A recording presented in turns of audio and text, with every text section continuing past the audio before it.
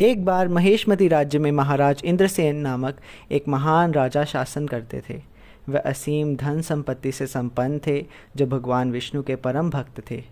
एक दिन जब वह अपनी सभा में बैठे थे, देव ऋषि नारद वहां पर पहुंचे।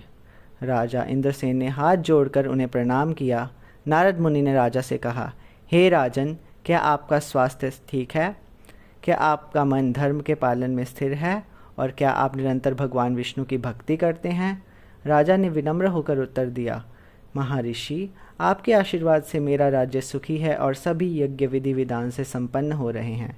कृपया अपने आगमन का कारण बताइए। नारद मुनि बोले, हे राजन, मैं ब्रह्मलोक से यमलोक गया था। वहां जाकर मैंने धर्मराज की स्तुति की और वहीं मैंने तुम्हारे पिताजी को देखा।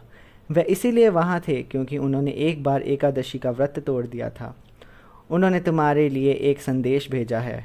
मेरे पिछले जन्म में अनजाने में हुए पापों के कारण मैं यमलोक में हूँ। यदि तुम कृष्ण पक्ष की इंदिरा एकादशी का व्रत मेरे लिए करोगे तो मैं स्वर्ग की प्राप्ति कर सकता हूँ।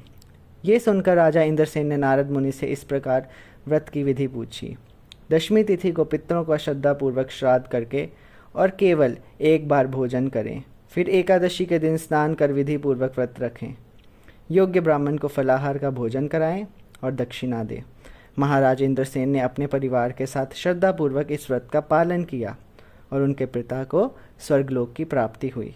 इस प्रकार ये व्रत व्यक्ति के सभी पापों को नष्ट करके पितरों को मुक्ति प्रदान करता है। हरे कृष्णा।